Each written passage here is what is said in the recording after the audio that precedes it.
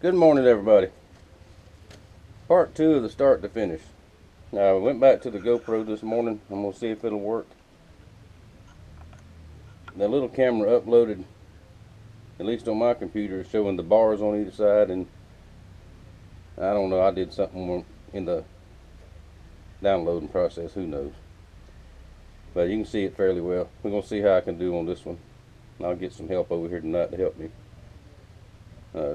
download this. If you hear a lot of background noise while I'm outside, the neighbors over there got them a four-wheeler, and I think I'm going to go up to the four-wheeler store and buy them a muffler for the thing. Do what you want on your own property, but put a muffler on it, if you know what I mean. Just irritating. Before we get started, I've neglected to thank all our new subscribers. Thank y'all for being here. I just have not had time to get to everybody individually and thank you, but I thank you for being here.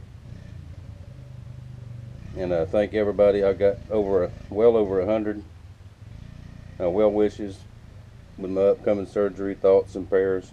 That means a lot to me. I appreciate that. I've got blood kin family that hadn't said a word. You know, a few have, but most haven't. And anytime anybody tells me that you can't make friends on Facebook or YouTube, they are absolutely wrong. Made some of the best friends I've ever had in my life on Facebook and YouTube. Alright, I'll stop before, Anyway, let's get started. We're going to light the forge this morning. Turn the camera that way. I have to get this one a little bit closer, I know that. Okay. Now you know what that is? Plain old Kingsford charcoal. Because I can't get coal here where I live. I can get it in, but I can order it, but shipping costs are outrageous. And this works just as well. Cost wise, if I used it all the time, it would be a lot. Homemade charcoal would work. And I'm going to make some of that at some point. Instead of regular charcoal lighting fluid, I've got a gallon of this, that tiki torch fuel. And I don't have any tiki torches, so we'll put it to use anyway.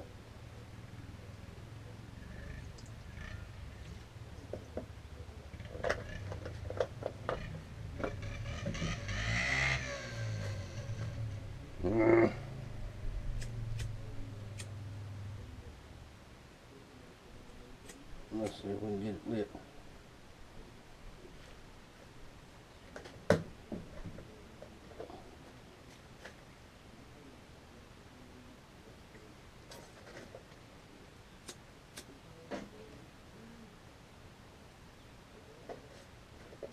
There we go. See if we can't get that to take off a little bit.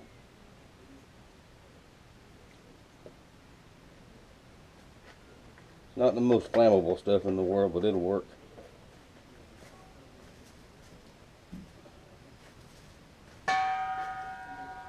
Alright, I won't bore you with this process. We'll wait and let the fire get good and hot.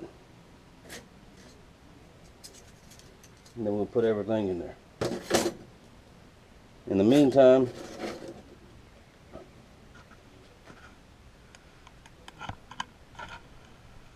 let's talk just another minute. Move over here where there's some more light maybe. Y'all all heard me talk about the fiasco with the car. Broke down there and had to get somebody to come get us. They got it off the trailer at the shop, off the wrecker. Got it off, mechanic cranked it up, eased it around the parking lot, took off down the road with it, drove it all over town yesterday, up and down the interstate. Can't find a thing wrong with it. Now I limped it into that rest area where it wouldn't hardly go. So I got mad at the transmission guy, but pretty good chance it's not the transmission. So at least I didn't yell at him or nothing. But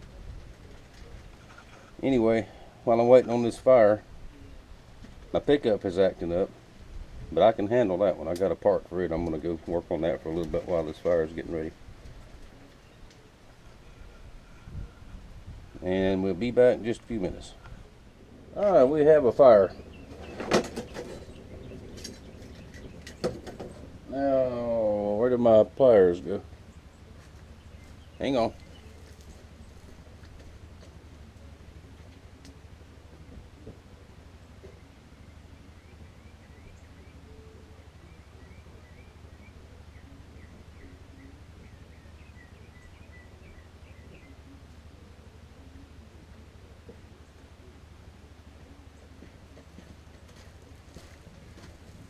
There we go.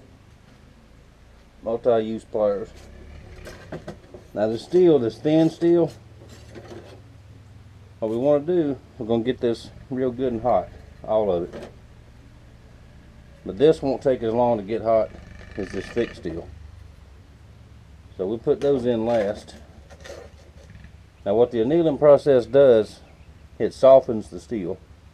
Because when I drill holes in it for the pins, and the Swamp Tromper one drills the pin holes in the big lanyard hole, as hard as this stuff is, especially this, it will smoke a drill bit, even the good expensive ones, and I've got one or two of those left is all. So by annealing it, it gets soft, the holes drill easy. Do the grinding on the blade, I can do that easy, and it's just a lot easier to work with, because they're still rough. They've still got to be shaped a little bit more, and the softer it is, the better it is, the easier it is. So we're going to put this one in first.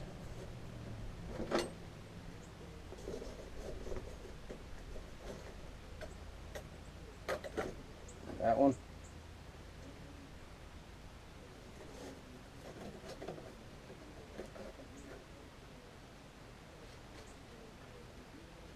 Then we'll let those start getting hot. We'll turn the air on to the forge.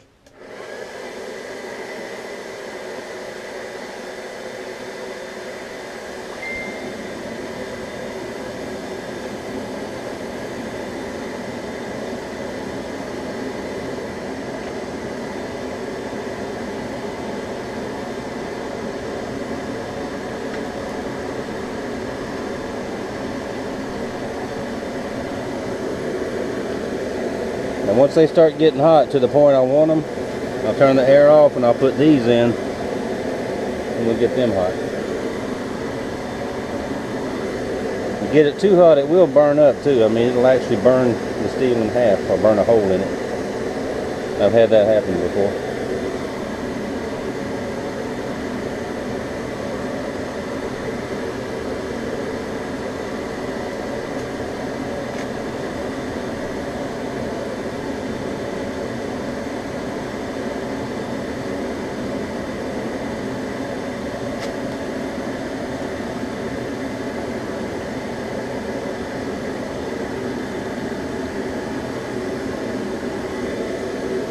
I'll try to see if you can see it. It's starting to glow red now.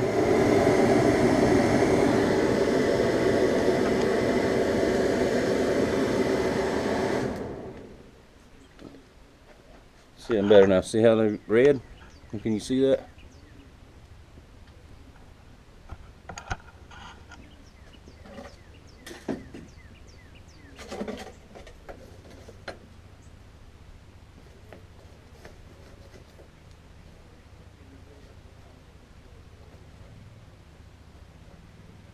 Now we'll get those in there.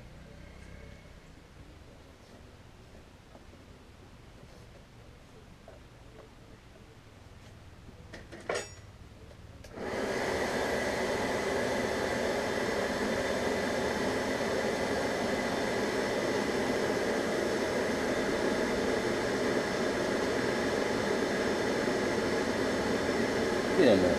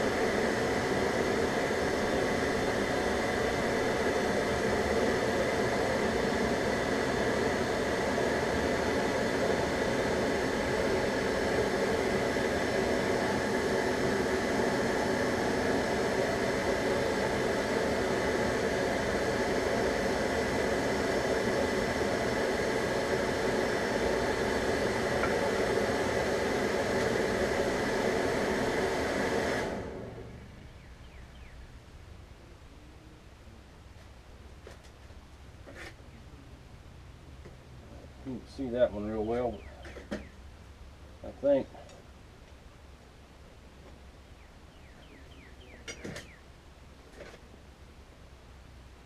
Yeah, let's move the camera around over here, maybe. Okay, see there?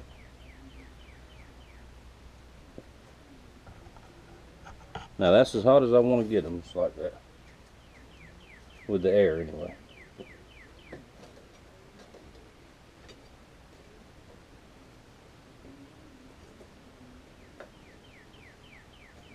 Now this is where very critical, you can't make a mistake here. And what we got to do is got to sit right there in the fire just like that. And that fire has got to burn all the way out until it gets cold. So that's one of the time consuming parts too. Because if you take it out now and let it cool fast, it'll turn right back hard again. That's just like when we get to the heat treat process, we'll have to go through all this again. It won't take this long, but that's a little bit different process. So that's going to take at least, I would say, an hour, maybe an hour and a half for that to burn all the way out. And then we'll get them out and go to the next step. Alright, 3.5 hours later. This is what they look like. Add the forge.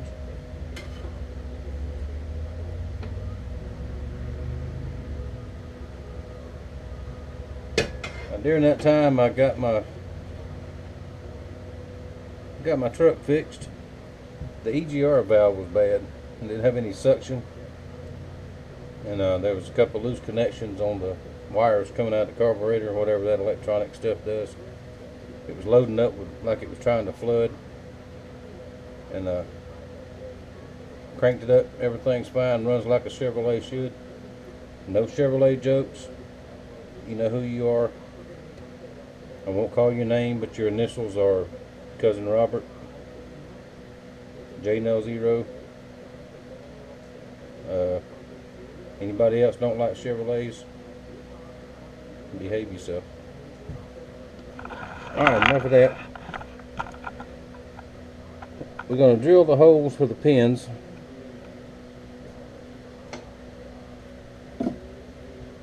Now the camp knives, mine and Charlie's, I'm going to put 2 pins. Now this is a cobalt bit, an 1/8 inch.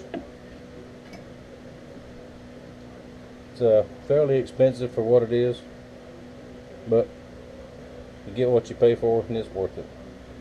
So let's see how we did on the annealing.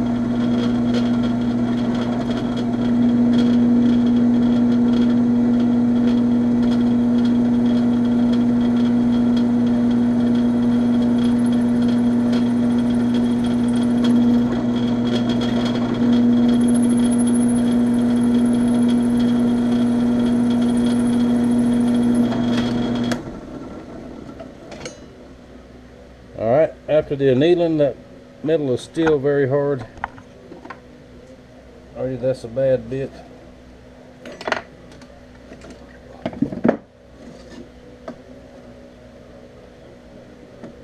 So let me see if I can find a different bit.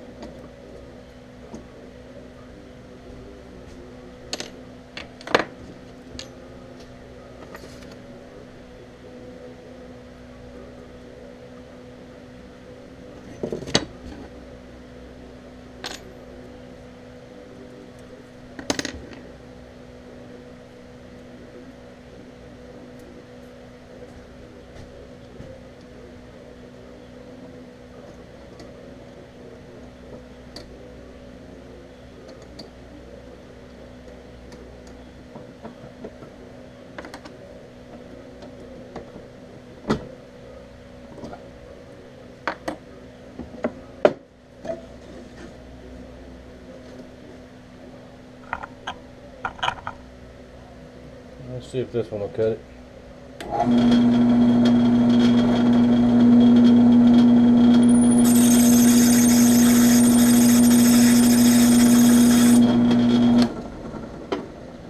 Nope.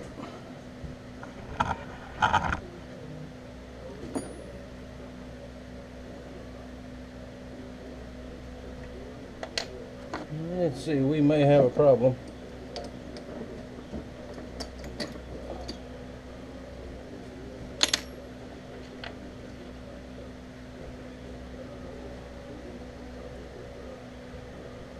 There's little small bits like this, you can't sharpen them. Well, I can't.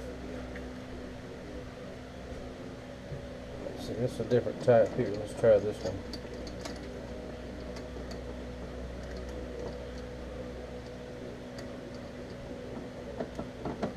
It's just like anything, you gotta expect the unexpected.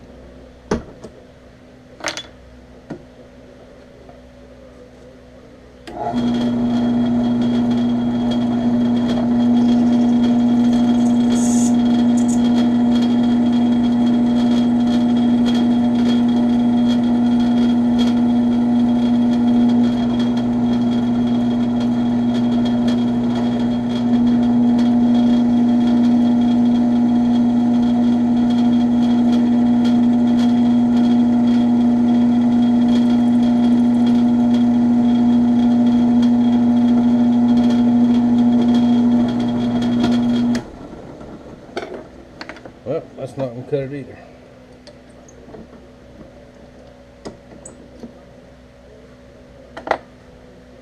Let's see, we got another option here. Let's try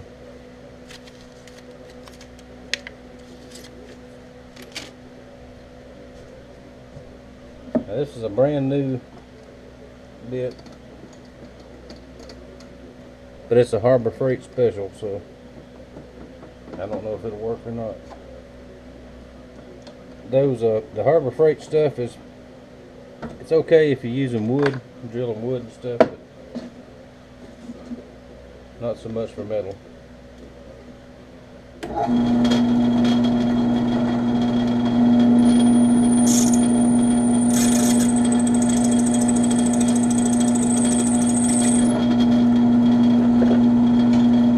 Try this.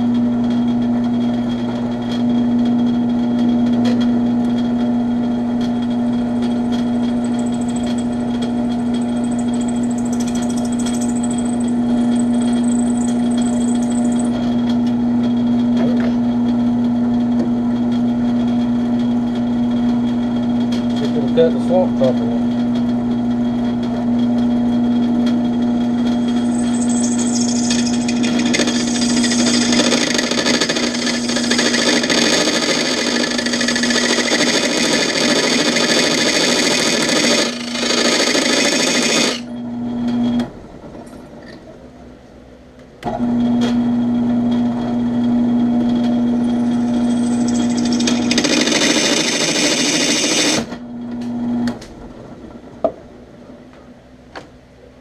Well, that's how you break a drill bit.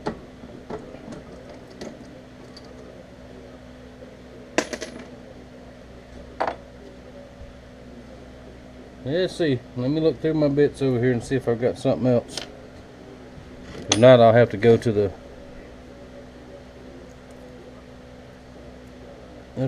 hardware tomorrow and get some more.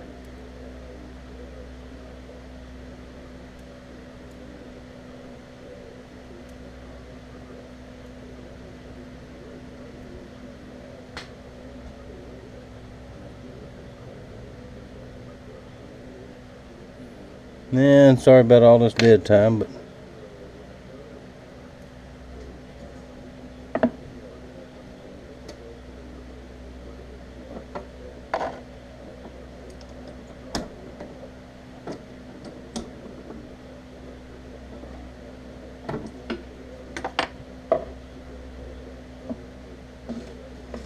let's see if this one will cut.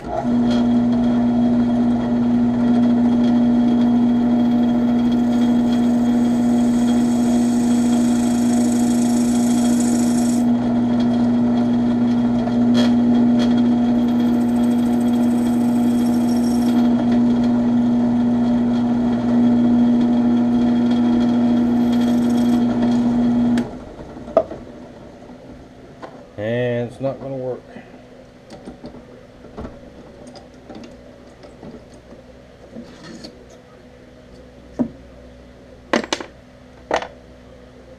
So unless I can get some find some more bits here in a little while. I'll look through my stuff again. See if we can do the lanyard hole for the swamp tromper.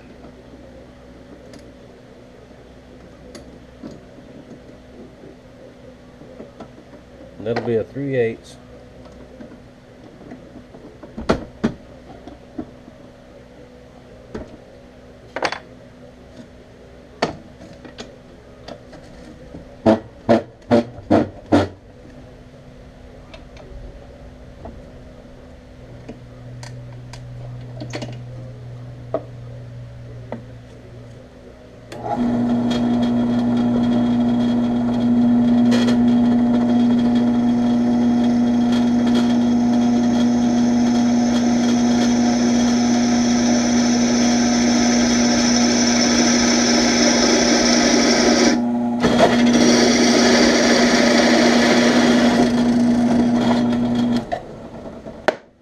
There we go.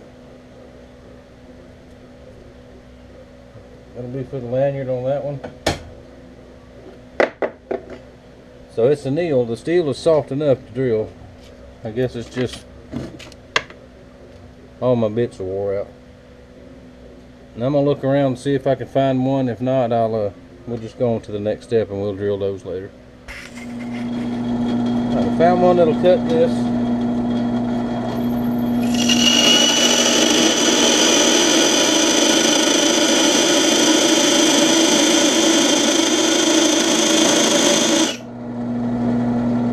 Well, it cut one.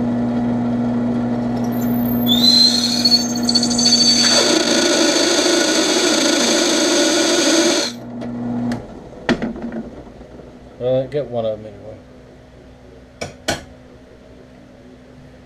Alright, enough of that. I'll run up to the hardware tonight or in the morning early and get some more bits.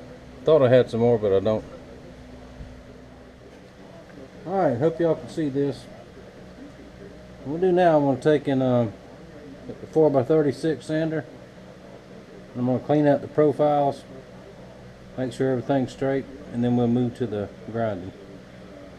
So this will be probably a lengthy little segment here, but let's see.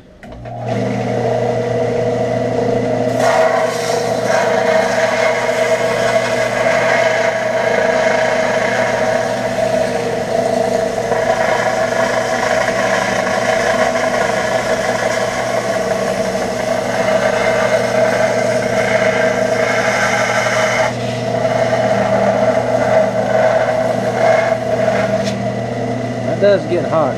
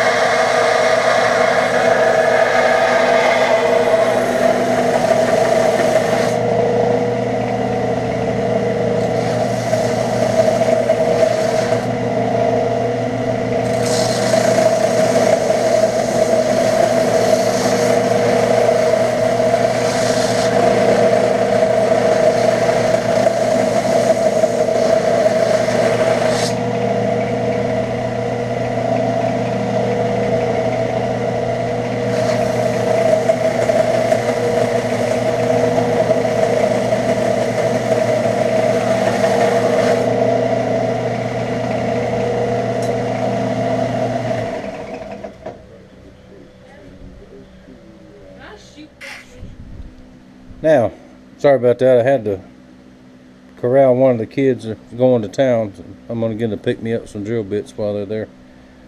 Now this tool here is a 1x30 belt sander or belt grinder. Now I change belts a lot, so I leave the cover plate over here and leave that off. And this is another Harbor Freight tool. It's a very good little tool. Now when you get these at Harbor Freight, they also have the belts for it. They look like this. And there are not very much to them. Alright, they won't last, especially on metal, they won't last at all. Now see this blue belt here? That is a ceramic belt. Very, very coarse thread. Coarse grit, I mean. That's where you get them at. Lee Valley Tools. Now they also have belts for any kind of sanding belt you want, they've got. See, I've got 2 left in there that I haven't even used. And I'll show you what I paid for them, which is very reasonable, I think. 5 belts, shipping and everything was $23.70. Now I'm averaging on the heavy grinding, on the heavy metal, with these belts here. They're made in Germany. You know, I like USA made stuff, but you know, USA made stuff is getting hard to find, and when you do find it, you can't hardly afford it. So the Germans make good stuff, so I don't feel bad about buying those. And this is the coarse grit. They've got any kind of grit you want, but that's where to get them at, right there. Now I got these are 120 grits. I got those at they're Chinese made. I got them at a tool store, but I couldn't pass up the price. It's like $5 for the whole bag, so they will work. But what we're going to do now, I'm going to show you how to we're going to put a preliminary grind. That's how you say that word, I think. Let's see, maybe you can see that. Start one of the camp knives. What we're going to do, we're going to start grinding the bevel for the edge.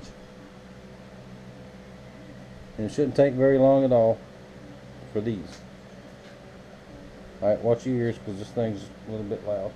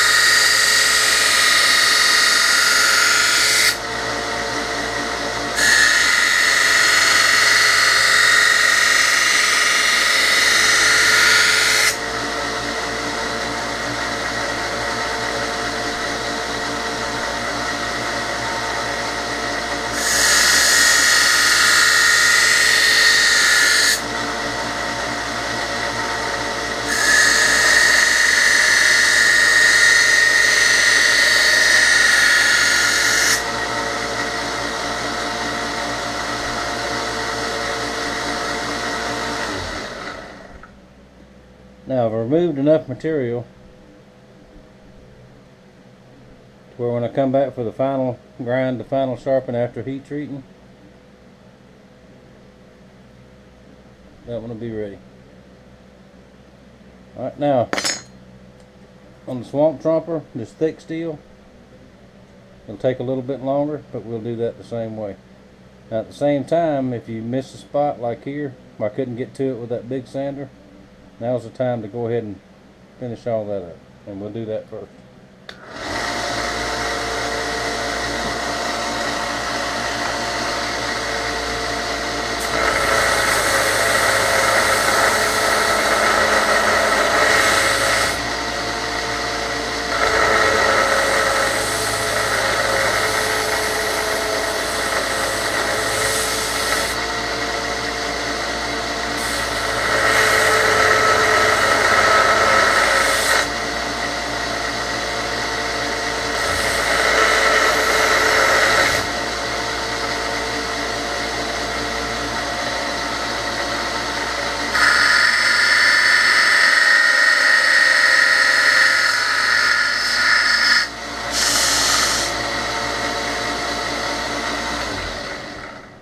Why didn't y'all remind me?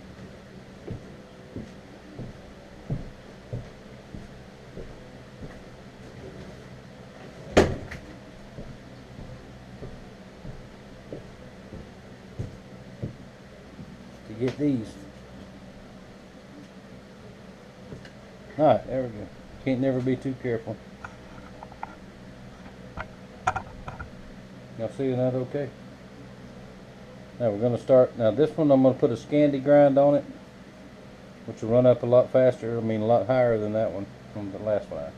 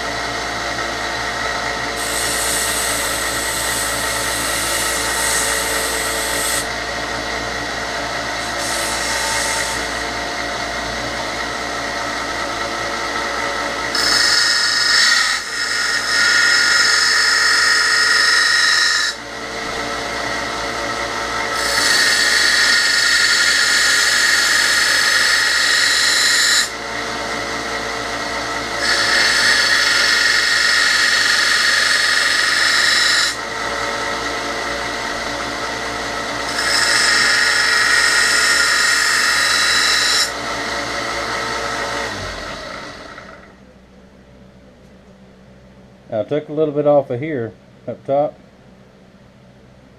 and what that's for is if you're butchering or stabbing into something, it just gives a little bit of relief. You don't have so much thick material up here.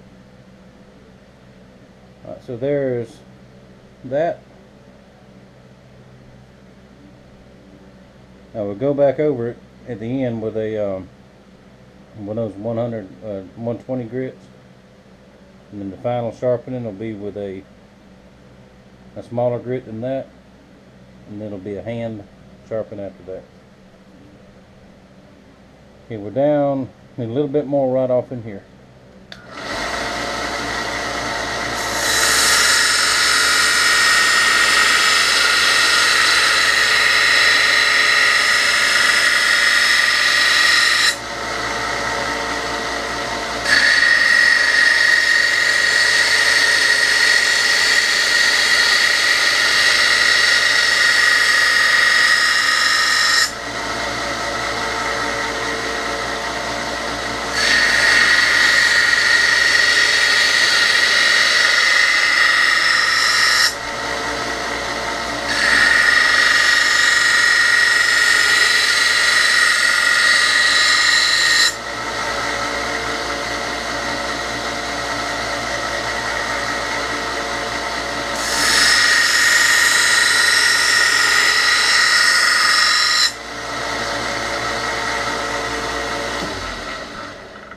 Now, a lot of guys will take little tools and stuff and measure the angle and be all persnickety, but the way I do it, look down that blade.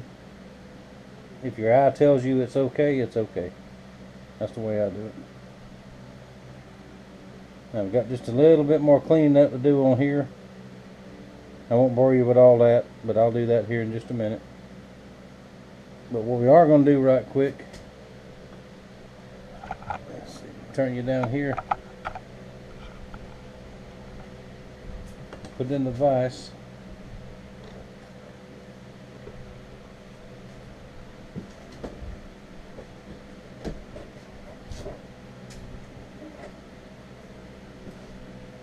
I have a triangular shaped file. Now the wooden handle, the handle's going to come up to about here. So right in here,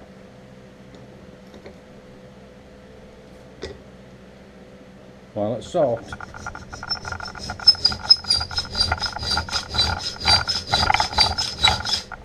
we're going to cut us some thumb studs.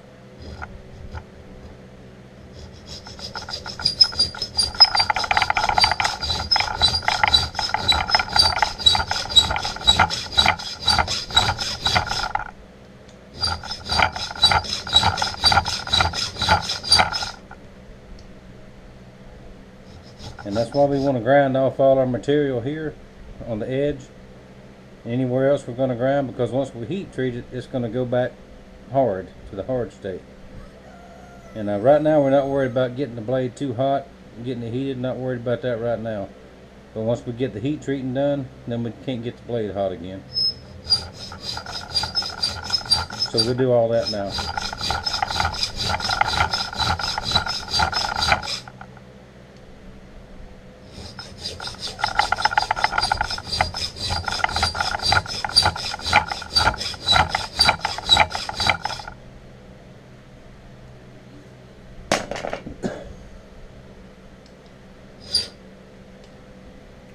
Go ahead and put one back here just a little bit.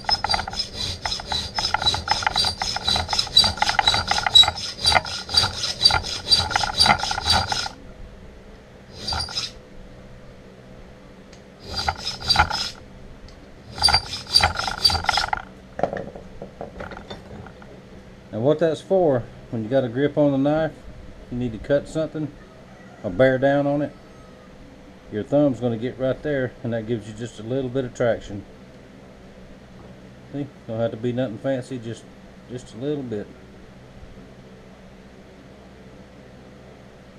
That neat? Alright, we're going to do the same thing on this.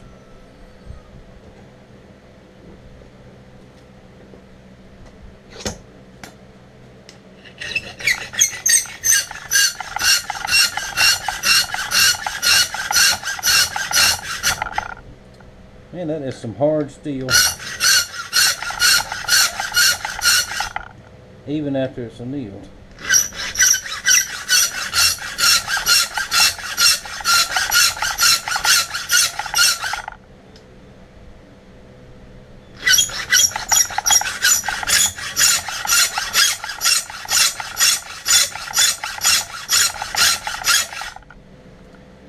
Which the harder the steel, the better edge it'll hold in the end.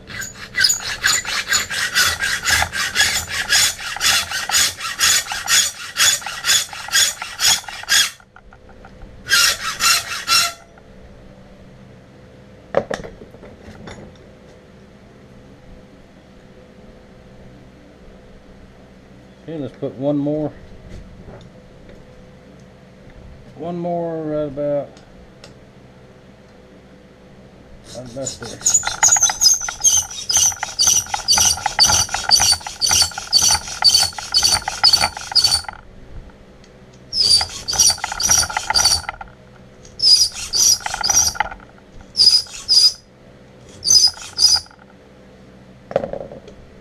And just eyeball them. If you want to measure them out perfect, you can, but just eyeball them is pretty good. Now when you got this knife in your hand going to cut something, you got that little bit of traction.